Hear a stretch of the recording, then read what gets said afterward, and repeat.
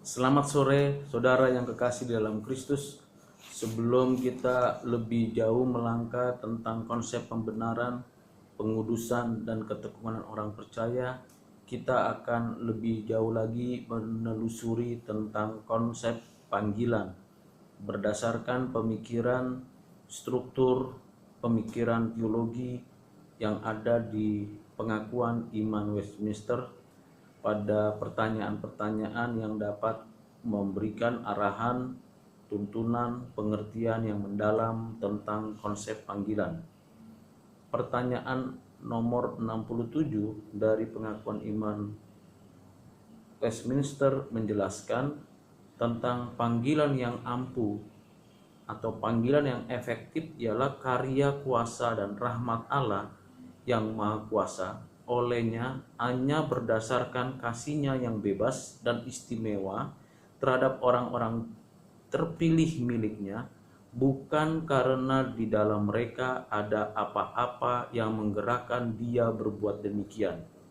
Pada waktu yang berkenan kepadanya, dia mengundang dan menarik mereka oleh firman dan rohnya agar datang kepada Yesus Kristus. Untuk itu dia menerangi batin mereka dengan terang yang menyelamatkan, membarui, dan dengan penuh kuasa menentukan kemauan mereka, begitu rupa sehingga mereka kendati pun dalam dirinya sendiri mereka mati dalam dosa, dibuat sanggup dan mampu menjawab panggilannya dengan rela dan menerima serta memeluk anugerahnya yang ditawarkan dan disampaikan dalam panggilan itu.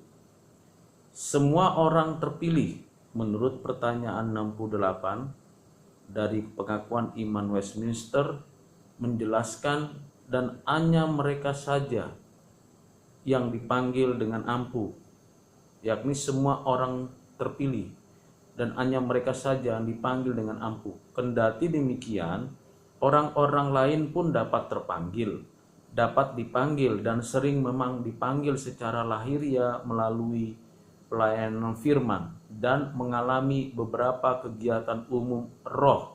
Akan tetapi karena mereka disengaja mengabaikan dan menganggap remeh anugerah yang ditawarkan kepada mereka, mereka dengan sepatutnya dibiarkan dalam ketidakpercayaan mereka dan tidak pernah datang sungguh-sungguh kepada Yesus Kristus. Dengan demikian, apa yang kita pahami tentang persekutuan di dalam anugerah antara orang-orang pilihan tersebut menunjukkan bahwa jika bukan Tuhan yang mengubah dan membawa orang kepada Kristus, tidak mungkin ada kehidupan yang baru di dalam diri seseorang. Sekarang kita masuk ke dalam konsep yang disebut pembenaran. Konsep pembenaran di mana ada dua proposisi yang perlu kita tekankan. Yang pertama adalah Kristus dijadikan berdosa karena kita, di mana seluruh hukuman yang Allah timpahkan dan limpahkan kepada orang berdosa dikenakan kepada Yesus Kristus, anak Allah yang inkarnasi, dan ditimpakan di atas kayu salib. Yesus di atas kayu salib menanggung hukuman dosa yang seharusnya diterima dan ditanggung oleh setiap orang berdosa. Dan di pihak lain kita menerima proposisi yang kedua yang penting dan yang kita yakini. Kita yang berdosa, orang-orang pilihan, dijadikan benar karena Kristus, di mana kita disatukan dan kita menerima segala pembenaran Kristus di dalam diri kita.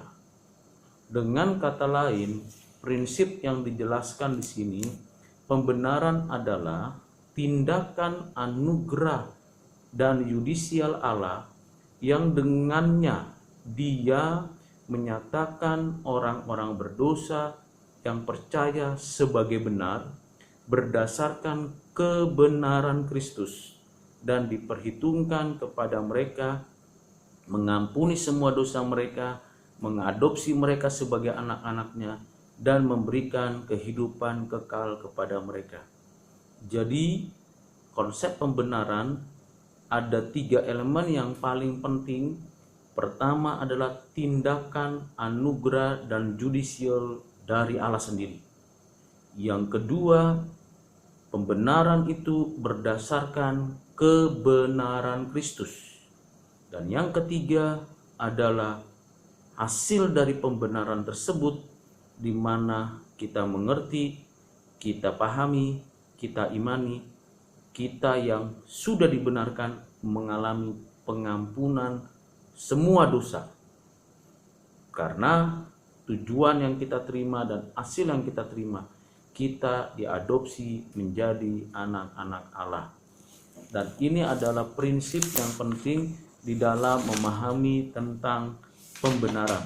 Saudara yang kasih dalam Kristus, karena itu pembenaran mempresaposisikan adanya pengakuan atas realitas murka Allah dan sekaligus sebuah pernyataan tindakan deklaratif dari Allah, di mana hanya oleh iman dan melalui iman yang dianugerahkan kita menerima pembenaran tersebut.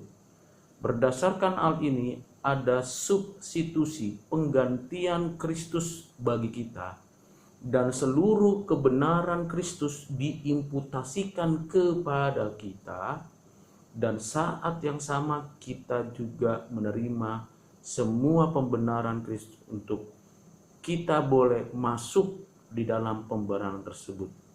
Dengan kata lain, ada keadilan Tuhan yang dinyatakan kepada orang berdosa yang ditanggung murkanya oleh Kristus, dan ada kasih Tuhan, kasih karunia Allah melalui apa yang dikerjakan oleh Kristus dan kita mengalami. Keadilan dari Allah, kasih karunia dari Tuhan Yesus itu menjadi satu kesatuan di dalam memahami tentang pembenaran.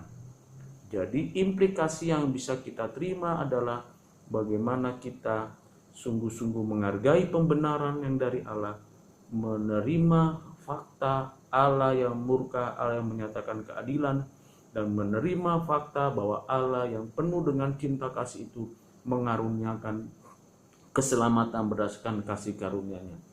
Jadi pembenaran itu adalah menghapus kesalahan kita dan kita mengalami suatu kehidupan yang betul-betul dibenarkan oleh Allah sendiri.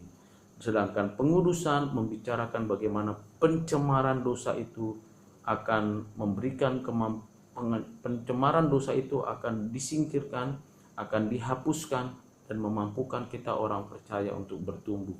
Di dalam pemahaman daripada pengakuan iman Westminster pada pertanyaan 70 menjelaskan tentang apa itu pembenaran.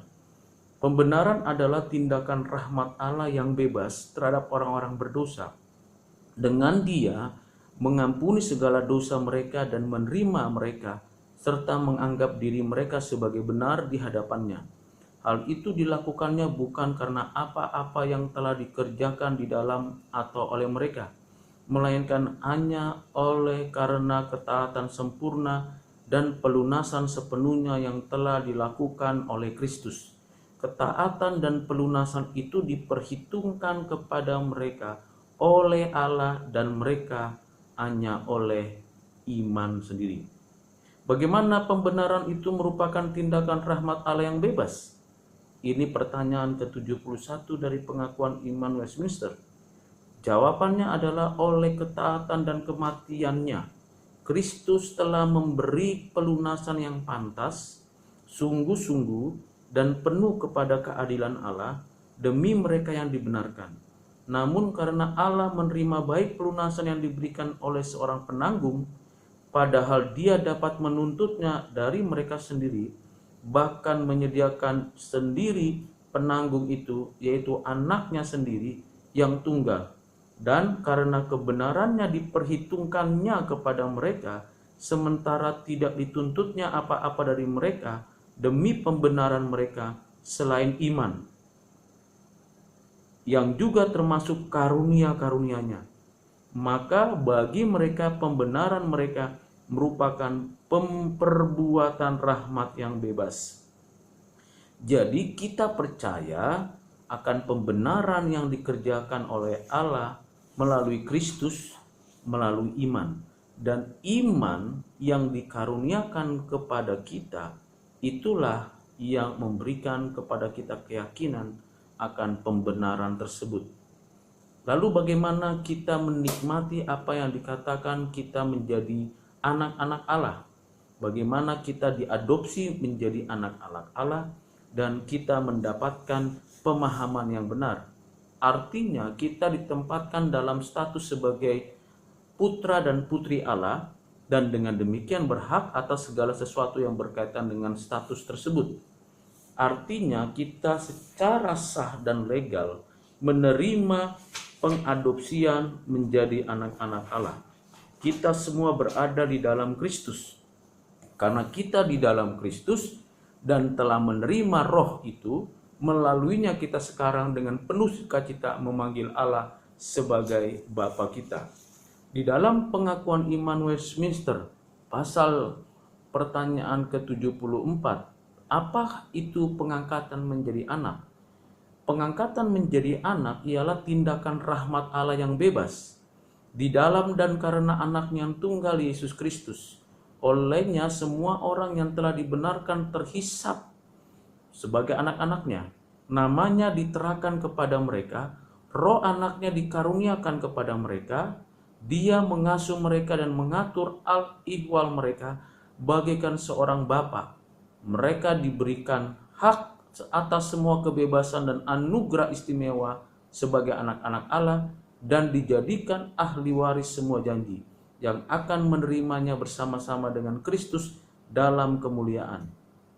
Saudara yang kasih dalam Kristus, dengan demikian kita mendapatkan hak hidup kekal, manfaat positif daripada pemahaman kita tentang bagaimana kita diadopsi, diangkat sebagai anak-anak Allah. Kedua adalah hidup kekal merupakan karunia Allah bagi semua orang percaya yang dianugerahkan oleh Tuhan sebagai pemberian Kristus kepada umatnya. Amin.